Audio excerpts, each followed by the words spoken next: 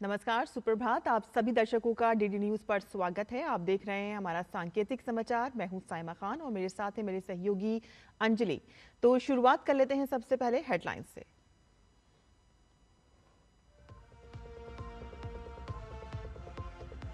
प्रधानमंत्री नरेंद्र मोदी आज आंध्र प्रदेश और तमिलनाडु के दौरे पर श्री सत्य साई बाबा के शताब्दी समारोह में होंगे शामिल।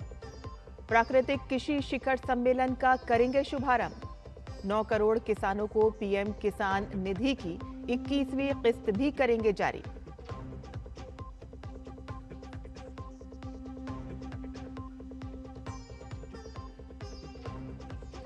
पटना में चुने जाएंगे बीजेपी और जेडीयू विधायक दल के नेता।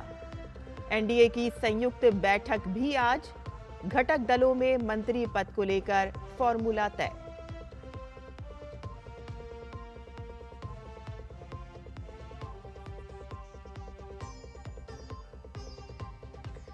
बिहार में कल शपथ लेगी नई एनडीए सरकार।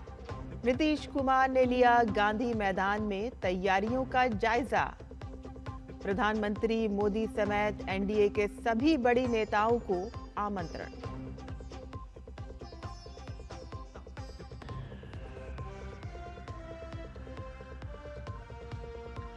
भारत की मेजबानी में आज से दिल्ली में होगा कोलंबो सुरक्षा सम्मेलन। एनएसए के नेतृत्व में हिंद महासागर में समुद्री सुरक्षा, आतंकवाद से मुकाबला जैसे महत्वपूर्ण विषयों पर होगी चर्चा।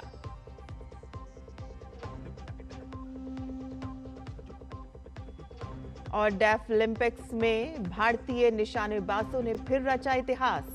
धनुष श्रीकांत और माहित सांधु का स्वर्ण पदक पर निशाना। वानिया और कोमल ने जीता कांसे।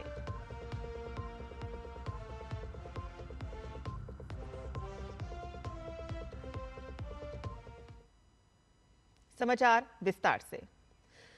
प्रधानमंत्री नरेंद्र मोदी आज आंध्र प्रदेश के पुट्टापार्थी में श्री सत्य साई बाबा के पवित्र तीर्थ स्थल और महासमाधि पर जाकर उन्हें श्रद्धा सुमन अर्पित करेंगे।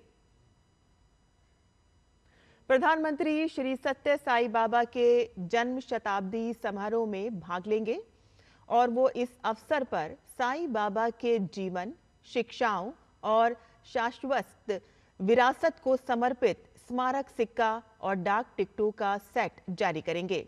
वे इस कार्यक्रम के दौरान उपस्थित जन समूह को भी संबोधित करेंगे।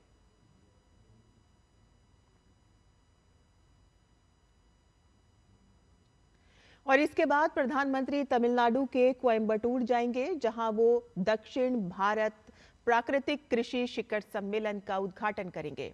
और इस कार्यक्रम के दौरान प्रधानमंत्री देश भर के 9 करोड़ किसानों को सहायता प्रदान करने के लिए पीएम किसान योजना की 18,000 करोड़ रुपए से अधिक की राशि की 21वीं किस्त जारी करेंगे। प्रधानमंत्री इस अवसर पर जन समूह को भी संबोधित करेंगे। ये सम्मेलन किसान उत्पादक संगठनों और ग्रामीण उद्यमियों के लिए बाजार मुहैया कराने पर केंद्रित है, ताकि टिकाऊ, पर्यावरण अनुकूल और रसायन मुक्त कृषि पद्धतियों को बढ़ावा दिया जा सके। और इस कार्यक्रम में तमिलनाडु, पुडुचेरी, केरल, तेलंगाना, कर्नाटक, आंध्र प्रदेश के 50,000 से अधिक किसान, प्राकृतिक कृषि व्यवसायी, वैज्ञानिक, जैविक इनपुट आपूर्तिकर्ता, विक्रेता और हितधारक भाग लेंगे।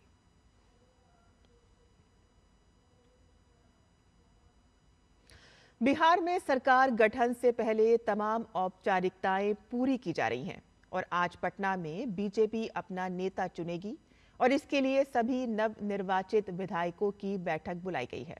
और इस बैठक में केंद्र की ओर से पार्टी के पर्यवेक्षक बनाए गए केशव प्रसाद मौर्य और सह पर्यवेक्षक अर्जुन राम मेघवाल और साध्वी निरंजन ज्योति भी मौजूद होंगे और इसकी मौजूदगी में ही विधायक दल का नेता चुना जाएगा।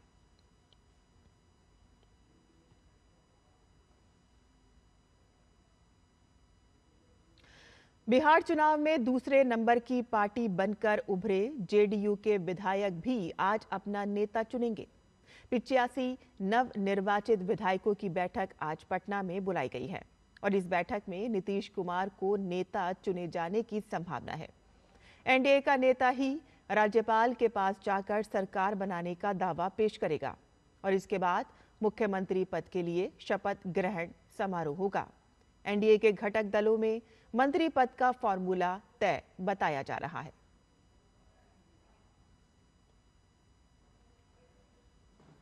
बिहार में एनडीए के नवनिर्वाचित 202 विधायकों की आज पटना में बैठक होगी, जिसमें औपचारिक रूप से गठबंधन का नेता चुना जाएगा।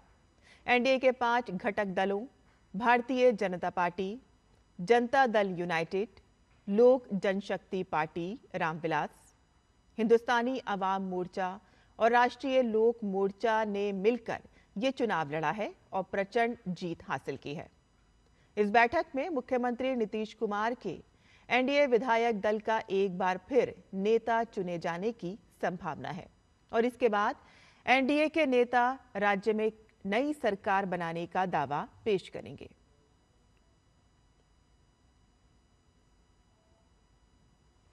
बिहार में कल एनडीए की नई सरकार शपथ लेगी। पटना के गांधी मैदान में शपथ ग्रहण समारोह का आयोजन होगा।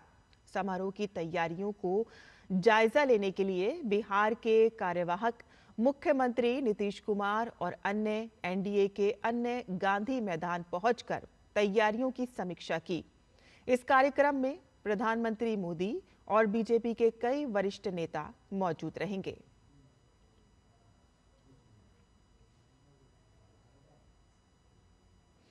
भारत आज से नई दिल्ली में शुरू हो रहे 2 दिवसीय कोलंबो सुरक्षा सम्मेलन की मेजबानी करेगा। राष्ट्रीय सुरक्षा सलाहकार अजीत डोभाल इस सम्मेलन का नेतृत्व करेंगे और इसका उद्देश्य हिंद महासागर क्षेत्र में एक व्यापक सुरक्षा प्रदाता के रूप में अपनी भूमिका को मजबूत करना है। कोलंबो सुरक्षा सम्मेलन में भारत, श्रीलंका, मालदीव, मॉरिशस और बांग्लादेश शामिल हैं। सेशल्स इस सम्मेलन का एक पर्यवेक्षक देश है और बाद में ओमान और म्यांमार को भी कोलंबो सुरक्षा सम्मेलन में शामिल करने की योजना है। कोलंबो सुरक्षा सम्मेलन हिंद महासागर क्षेत्र के देशों का एक महत्वपूर्ण सुरक्षा सहयोग मंच है, जिसका उद्देश्य क्षेत्रीय सुरक्षा, समुद्री सुरक्षा, आतंकवाद, तस्करी, साइबर सुरक्षा और आपदा राहत जैसे मुद्दों पर सहयोग बढ़ाना है।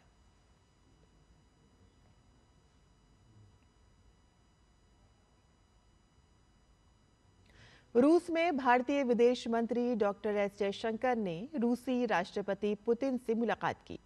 विदेश मंत्री ने एक्स पोस्ट पर तस्वीरें साझा करते हुए लिखा कि मॉस्को में रूस के राष्ट्रपति पुतिन से मुलाकात हुई। राष्ट्रपति को आगामी वार्षिक भारत रूस शिखर सम्मेलन की तैयारियों से अवगत कराया। क्षेत्रीय और वैश्विक घटनाक्रमों पर भी चर्चा हुई।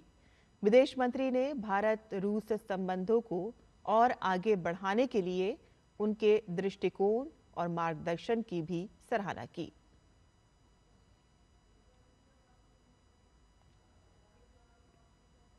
नई दिल्ली में हुए इंडिया इंटरनेशनल कॉन्क्लेव में केंद्रीय मंत्री डॉक्टर जितेंद्र सिंह ने कहा कि भारत अंतरिक्ष क्षेत्र में भागीदारी के लिए पसंदीदा वैश्विक गंतव्य के रूप में उभर रहा है। अन्य देशों ने निजी निवेशकों द्वारा दिखाई गई असाधारण रुचि से ये स्पष्ट होता है। उन्होंने विश्वास जताया कि भारत अंतरिक्ष की दुनिया में अपनी अग्रणी भूमिका सुनिश्चित करेगा। भारत ने दुनिया के लिए अंतरिक्ष प्रौद्योगिकी के रॉकेट बाह्य अनुप्रयोग का एक आदर्श उदाहरण प्रस्तुत किया है, गति शक्ति से लेकर अमृत सिटी कार्यक्रम तक।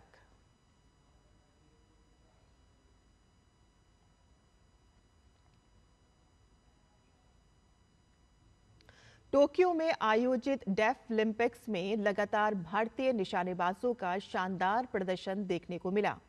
भारत के डेफ शूटिंग खिलाड़ियों ने डेफ ओलंपिक्स में एक बार फिर इतिहास रच दिया।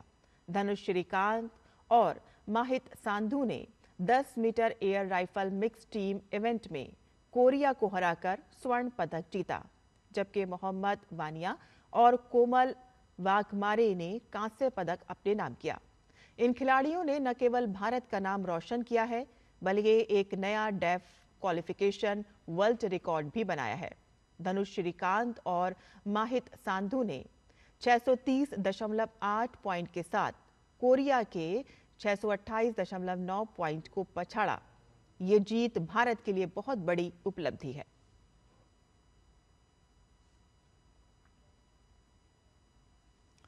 और इसी के साथ ही हमारा ये सांकेतिक समाचार यहीं खत्म होता है। मुझे और मेरी सहयोगी अंजलि को अनुमति दें।